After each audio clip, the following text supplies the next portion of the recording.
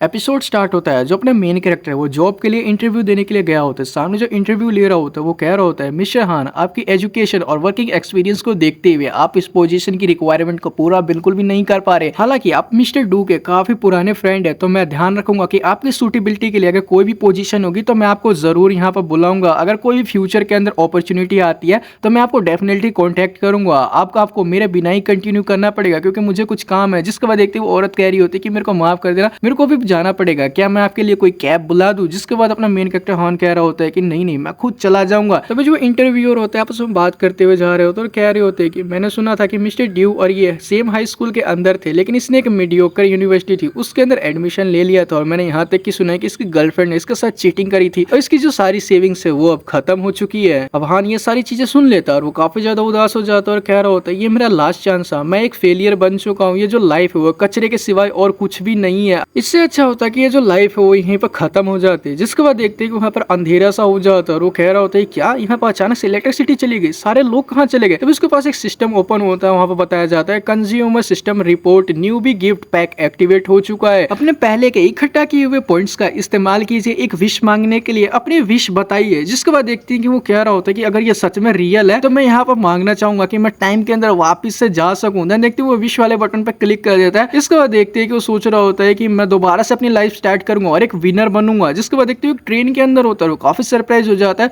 Train की window में अपना रिफ्लेक्शन देखते और कह रहा होता है कैसे, आखिर कैसे मैं इतना ज्यादा यंग हो चुका हूँ? कहीं ये इसकी वजह से तो नहीं हो रहा है कि मैंने टाइम में पीछे जाने की विश मांगी थी? जिसके बाद देखते हैं वो सामने की तरफ देखते और काफी ज्यादा सरप्राइज हो जाता है और वो कह रहा होता है कि चिन यानफिंग यहाँ पर क्या कर रही है? और इस लड़की का नाम चिन यानफिंग होता है तो उसका सिर्फ यानफिंग कहेंगे। यानफिंग कह रही होती है कि तुमने क्या मुझसे कुछ कहा? जिसके बाद हान कह रहा होता है नहीं नहीं। जिसके बाद वो सोच रहा होता है कि आखिर हमारे हाई स्कूल की जो गॉडेस है वो ये मेरे पास क्यों बैठी हुई है? आज का दिन 30 अगस्त 2013। वो काफी ज्यादा सरप्राइज हो चुका होता है। देन वो यानफिंग से कहता है कि हे, क्या मैं तुम्हें याद हूँ? जिसके बाद हानफिंग कह रही होती है कि हाँ, हम लोग सेम हाई स्कूल में थे। जिसके बाद हान कह रहा होता है कि हाँ, तुमने सही कहा और तुमने कॉलेज में भी रजिस्टर किया है। इसके बाद वो कह रही होती है कि हाँ, तुमने सही कहा। जिसके बाद हान कह रहा होता है कि लेकिन तुमने गलत रास्ता चुन लिया है। जिसके बाद यानफिंग कह रही होती है क्या गलत रास्ता चुन लिया है? क्या ये ट्रेन जिंगजिंग नहीं जाने वाली है? जिसके बाद हान कह रहा होता है मेरे कहने का ये मतलब था कि तुम गए और मेरे हार्ट के अंदर एंटर हो गए। तुम सोचते हो कि हमारा मिलना एक भाग्य था। जिसके बाद देखते हैं कि यानफिंग कह रही होती है कि मेरे पास इतना मत आओ। जिसके बाद देखते हैं कि वहाँ पर उस लड़की का जो बॉयफ्रेंड होता है पान साओ हांग वहाँ पर आ जाता है तो उसका सिर्फ हम लोग पान कहेंगे और वो कहता है कि उसके ऊपर से हट जाओ। जिसके बाद देखते हैं सभी लोग नॉर्मल होकर बैठ चुके होते हैं। हान सोच रहा होता है कि पहले की जो मेमोरीज थी वो याद भी नहीं की जाती, इतनी ज्यादा ही शर्मनाक है। 10 साल पहले मैं ऐसा ही था, मेरे को कुछ इंस्टेंट नूडल है वो खा लेने चाहिए ताकि मैं शांत रह सकूं। यंग मास्टर पान है वो काफी ज्यादा ही अहंकारी है। अगर मैं पुराने वाला हान होता तो जरूर इससे बहस कर बैठता, लेकिन खुशी की बात यह है कि मैं पहले वाला बिल्कुल भी नहीं हूँ। जिसके बाद देखते हैं कि वो नूडल बनाने के लिए चला जाता है। उसके सामने एक मैसेज पॉपअप होता है जिसके अंदर की लिखा होता है विश फंक्शन परमानेंटली डिसेबल हो चुका है। उसके सामने एक स्टेटस विंडो भी ओपन होती है, उस पर बताया जाता है कंज्यूमर सिस्टम ऑफिशियली एक्टिवेट हो चुका होता है। ये देखकर काफी ज्यादा सरप्राइज हो जाता है। उसे पता चलता है कि अपने जो स्किल्स के लेवल है वो भी इंक्रीज कर सकता है। जिसके बाद वो सोच रहा होता है कि कंजप्शन के द्वारा पैसों को कमाना, अगर मैं सारे एट्रीब्यूट्स को लेवल 5 तक अपग्रेड कर दूं तो इसका मतलब ये है कि मैं एक इलाइट बन जाऊंगा। पहले मैं सिर्फ एक ऑर्डिनरी मेंबर था, लेकिन अब मैं सभी को पीछे छोड़ के एक तीसरे तरह का पर्सन बन सकता हूँ। देखते कि वो अपने आप को भगवान मानने लग जाता है।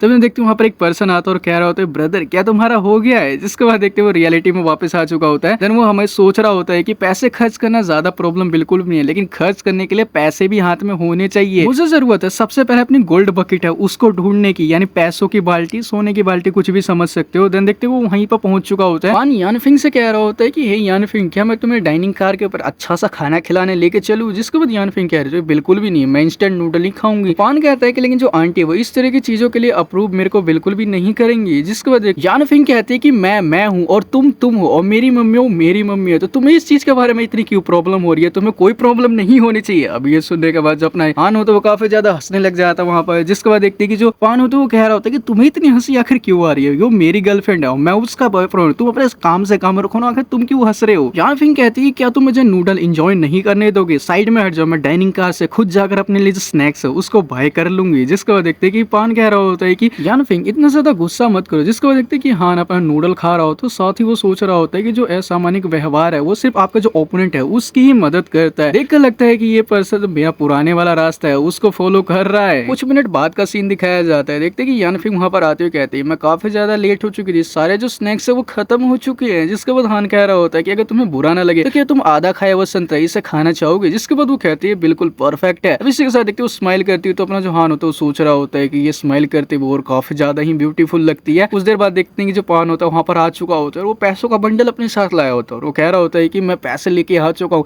अगर तुम्हें जो कुछ भी खाना है मैं पूरा डाइनिंग कर रहा हूँ उसको ही तुम्हारे लिए खरीद सकता हूँ, लेकिन एक्चुअली में तुमने इसका जो आधा खाई हुआ ऑरेंज था उसको एक्सेप्ट कर लिया। जिसके बाद यानफिंग कह रही होती है कि तुम्हें इतना ज्यादा रूड होने की जरूरत बिल्कुल भी नहीं है। इसके बाद वो और कह रही होती है कि हम लोग कंफर्टेबल बिल्कुल भी नहीं है, मेरे को परेशान मत करो। जिसके बाद देखते हैं वहां से जाने लग जाती है। जो पान होता है वो क्या होता है कि तुम कहाँ जा रही हो? जिसको वो कहती है कि मैं सिर्फ कचरा फेंकने के लिए जा रही हूँ। फिर इसके बाद देखती है जो पान होती है उसकी नजर हान के ऊपर जाती है, उसको गुस्से से देख रहा होता है, उसका कॉलर पकड़ के उसको काफी दूर फेंक देता है और कह रहा होता है कि बेवकूफ ये सब तुम्हारी वजह से हुआ है। इसके बाद देखते हैं उसके पास जाने के बाद उसके पेट में वो कसकर लात मारता है, कहता है कि यहाँ से चले जाओ बेवकूफ कहीं के। इसके बाद देखते हैं जो हान होता है वो सोच रहा होता है कि मैंने एक्सपेक्ट नहीं किया था मेरी 18 साल की बॉडी इतनी ज्यादा कमजोर है। हालांकि मुझे अब भी इस चीज की काफी चिंता है कि मेरी फर्स्ट गोल्ड बकेट है वो कहाँ से आएगी। अब यहाँ से सीन शिफ्ट होता है, कुछ देर बाद का सीन दिखाया जाता है। हम देखते हैं हान को डॉक्टर चेक कर रहे होते हैं। यानफिंग कह रही होती है कि डॉक्टर आखिर इसकी हालत कैसी है? जिसके बाद डॉक्टर कह रहा होता है कि लगता है कि ये कोमा के अंदर चला गया है, ये ऐसी पॉसिबिलिटी हो सकती है कि जो इसका ब्रेन है वो थोड़ा थोड़ा डैमेज हो चुका है, ये क्रिटिकल सिचुएशन है, हमें जो नेक्स्ट चीज है वो ये करनी चाहिए, इसको सबसे पहले हॉस्पिटल के अंदर हमें एडमिट कराना होगा। और यहाँ से थोड़ा पास्ट का सीन दिखाया जाता है कि आखिर क्या हुआ था, हान की ऐसी हालत कैसे हो चुकी है। इसके बाद देखते हैं कि जो हान होता है उसको यूजलेस कह रहा होता है, और वो सोच रहा होता है साथ ही में कि ये पहले की तरह है, जैसा मेरे प्रीवियस लाइफ के अंदर ये पर्सन था अभी वैसा ही है, इसे सिर्फ लड़ाई झगड़े से ही प्रॉब्लम सॉल्व करना आता है। जिसके बाद देखते हैं कि जो पान होता है उसके कॉलर पकड़ के कह रहा होता है आखिर तुमने अभी क्या कहा गधे कहीं के। इसके बाद देखते हैं हान कह रहा होता है कि तुम एक यूजलेस हो, तुम्हारे हेल्प के बिना मैं कभी भी जो यानफिंग है उससे डील कर ही नहीं पाता, बेवकूफ कहीं के। इसके बाद हम देखते हैं कि जो पान होता है काफी ज्यादा गुस्सा हो जाता है ये सुनकर, उसको एक जबरदस्त पंच मारता है, वो काफी ज्यादा ही दूर जाकर गिरता है। हान अभी जो सारे लोग होते हैं वो कह रहे हो उसने उसे पंच कर दिया, कोई पुलिस को बुलाओ। इसके बाद देखते हैं कि पान होता है क्या होता है मैं आज तुम्हें मार दूंगा, दूसरे वाला पर्सन उसे रोकने के लिए जा रहा होता है। अभी देखते जो यानफिंग होती है वहां पर आ जाती है और कह रही है पान आखिर तुम क्या कर रहे हो, रुक जाओ। जिसको पान कह रहा होता है ये यानफिंग मेरी बात सुनो, मुझे गलत बिल्कुल भी मत समझना। अब जो पान होता है वो हान की तरफ देख रहा होता है, हान पान को लूजर कह रहा होता है। इसके बाद देखते हैं जो यानफिंग होती है वो कह रही होती है कि हान तुम ठीक तो हो ना, कोई यहाँ पर डॉक्टर को जल्दी बुलाओ, ट्रेन के अंदर कोई इंजर्ड है, जल्दी से डॉक्टर को बुलाओ। इसके बाद